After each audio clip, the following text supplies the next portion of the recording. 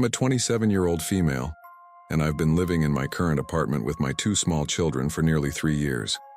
When we first moved in, I added an extra lock to our front door.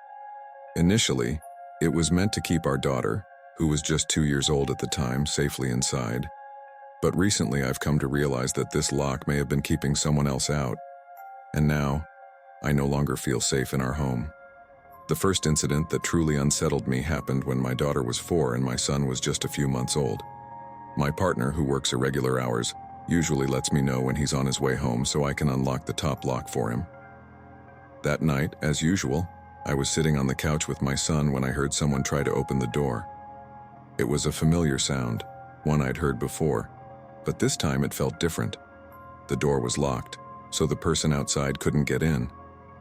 My daughter, hearing the noise, ran to greet her father at the door, something she always does when he comes home. But this time she did something unusual. She unlocked the door by herself. Just as I was about to scold her for it, she turned to me and said, in the sweetest, most innocent voice, "Mommy, it wasn't Daddy. It was someone else." I was taken aback. I asked her if it was one of our neighbors, as we know them fairly well, but she shook her head and said, "No, it was a guy." This sent a shiver down my spine. I immediately told my partner what had happened, and we explained to our daughter that she should never, ever open the door by herself again. From that moment on, I made sure to always keep the top lock on. For a while I tried to push the incident out of my mind, convincing myself that it was just a strange accident. But then, about 2 weeks later, something even more disturbing happened. It was around 12:30 a.m., and the kids were asleep. My partner and I were watching TV when we heard someone trying to open the door again. This time, they rang the doorbell and knocked lightly on the door. My partner went to the peephole and saw 3 men standing outside. Alarmed, I told him not to answer the door. I went to the window trying to peek outside without being seen, but I didn't see anyone leave. It made me think that they might be waiting in the stairwell, hoping we'd open the door. I considered calling the police but hesitated, wondering if it was serious enough to warrant a call. After all, how do you explain to the authorities that someone rang your doorbell and tried to open the door? Still, the situation left me feeling paranoid and anxious, like we were being targeted. Things seemed to settle down for a while after that, and I tried to carry on with our normal routine, but I couldn't shake the unease. Then, about 3 weeks ago, the scariest incident yet occurred. It was around 2 a.m., and my partner and I were asleep. Our daughter, now 5, sometimes wakes up with nightmares and runs to our room. So when we heard a noise that night, we assumed it was her. My partner got up to check on her, but when he opened our bedroom door, there was a sudden, loud thud against our front door, followed by the sound of someone running up the stairs outside. My partner rushed to the peephole, but there was no one there. I was terrified. I quickly gathered my kids into our bedroom, locked the door, and pushed something heavy in front of it. The following morning, we contacted our landlord. She said she'd try to get someone to patrol the area, but I couldn't shake the feeling that our safety had been compromised. Since then, I've been on edge. I only open the door for people I know, and nothing unusual happened, until today. My daughter was at school, my partner was at work, and my son was in his pack and play. I had just gotten out of the shower when I heard knocking at the door. I wasn't expecting anyone, so I decided not to answer it. But then, I heard someone trying to open the door again. This was the final straw. I can't take it anymore. The constant fear, the sense of being watched, and the knowledge that someone is trying to get into our home, especially with my children here, has pushed me to the edge. I'm thinking about moving because I don't feel safe in this apartment anymore.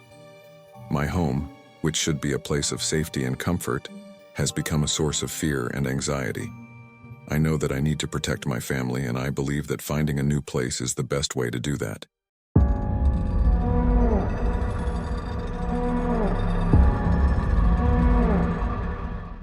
It's been 3 years since the night that still sends shivers down my spine.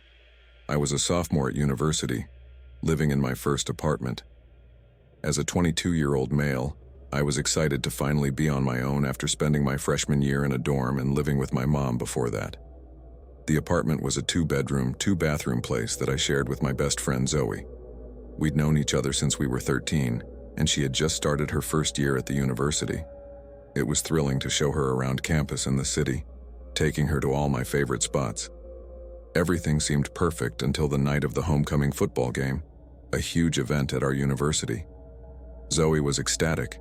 It was her first homecoming game, and she couldn't wait to experience the excitement. During the game, she met a guy named Jake and wanted me to join them afterward. For some reason, I wasn't in the mood to go out that night, and we ended up having a small argument. Zoe left with Jake, and I was alone in the apartment for the rest of the evening. That night started off like any other. I had a small dog named Max, who was about a year old at the time, and we spent the evening relaxing together. After taking a shower and eating, I settled into bed with Max to watch TV. I had a new song stuck in my head and listened to it on repeat, as I often do when I find a tune I like. Even now, I can't listen to that song without being reminded of what happened next. We went to bed around 11 p.m. I wasn't following the football game, so I had no idea whether it had ended or not. I knew Zoe wouldn't be back early since she was out with Jake. Sometime in the middle of the night, I was jolted awake by a loud noise. It was the sound of cabinets slamming and what seemed like someone rummaging through our kitchen. The noise was so intense that it pulled me out of a deep sleep. Max was startled too, barking furiously at the edge of the bed. The room was dark, with only a sliver of light coming from the kitchen through the bottom of my bedroom door. My heart pounded as I tried to make sense of what was happening.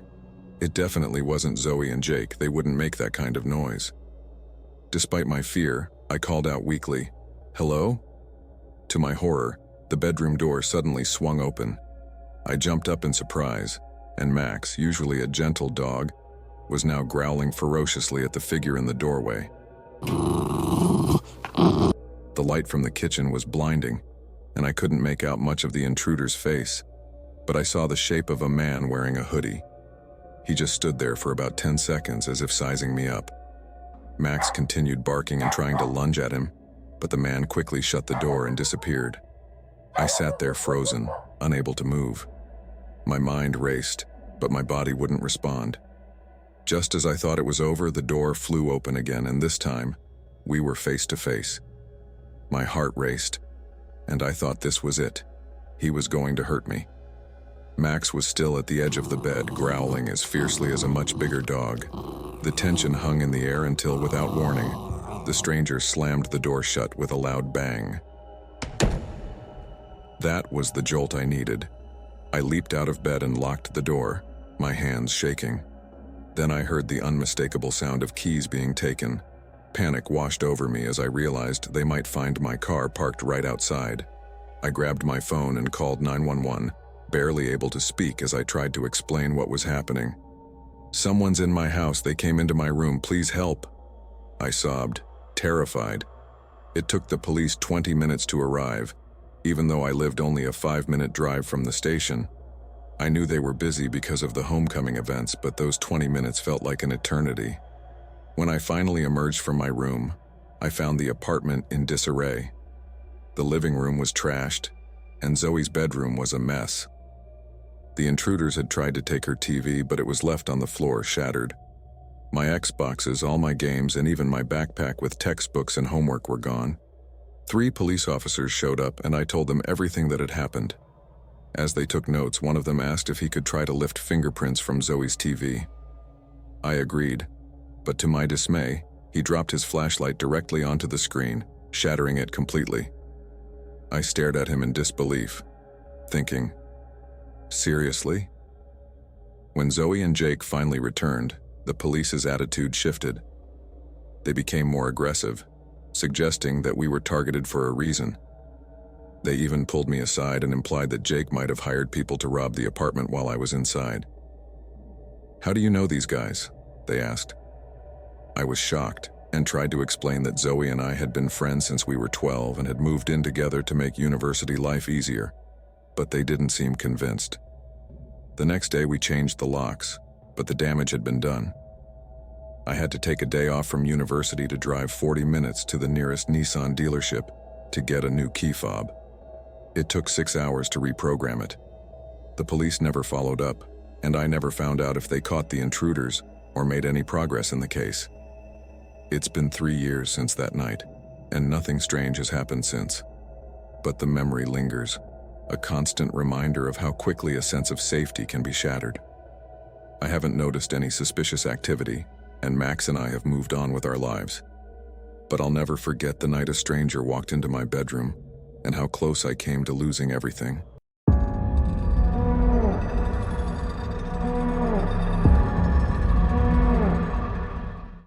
A few months ago, my partner and I were struggling to find a decent apartment. No landlord seemed willing to rent to us, and we were starting to feel desperate with our baby boy on the way. We searched everywhere, talked to countless landlords, but no one would take us in. Finally, after what felt like an endless search, we found a 2-bedroom apartment that was both affordable and available. The landlord was incredibly friendly and eager to rent it to us, which was a huge relief as our son's arrival was imminent. Just a week before we moved in, our son was born. We quickly settled in, unpacking our things and making the apartment feel like home. We hung pictures on the walls, placed decorations on countertops and shelves, and slowly started to feel at ease. But about a month after moving in, I began feeling uneasy at night. I brushed it off as just the anxiety of being a new father, constantly on edge to protect my partner and our newborn. As time passed, about 4.5 months into living there, the uneasiness persisted, but everything seemed safe during the day.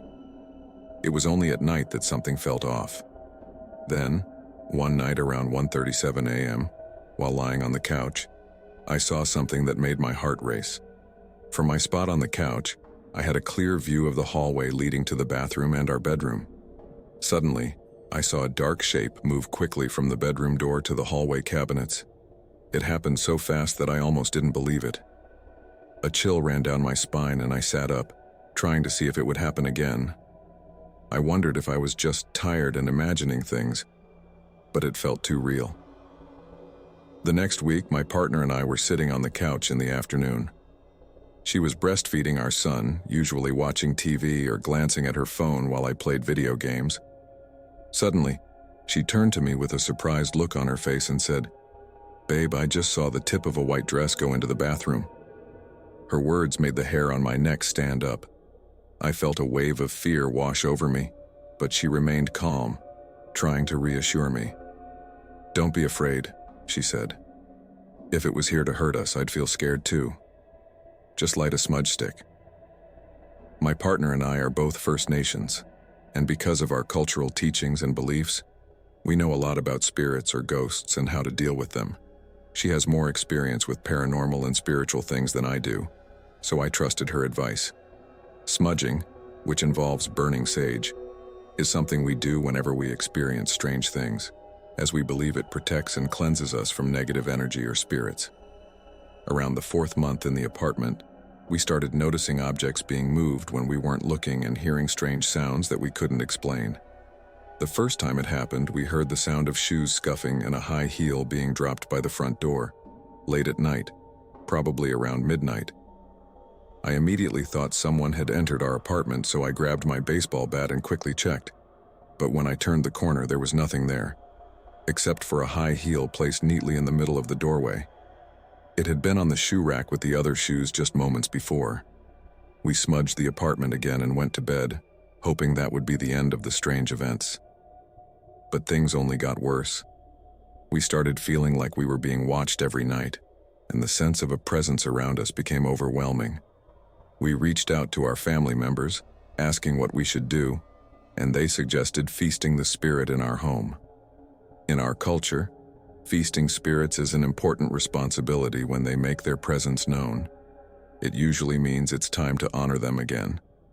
So, I prepared some food, and my partner and I prayed over it before placing it in a small wooden dish and leaving it out in the apartment. But even after feasting the spirit, the strange occurrences continued. My uneasiness at night turned into moderate anxiety. Sometimes our 4-month-old son would suddenly wake up screaming, very loudly. In our beliefs, infants are new to this physical world and still have a strong connection to the spiritual world. We started to think he might be seeing the spirit in our apartment, and that thought made us feel helpless and really scared, unsure of how to protect him. Then, last night around 2 a.m., we were all sleeping in the bedroom at the end of the hall when my laptop in the next room started playing a video at full volume, loud enough to wake us both up. I remembered watching videos before closing the laptop and going to bed, but I've never known a laptop to start playing media while closed. Also, I hadn't left the volume on full blast.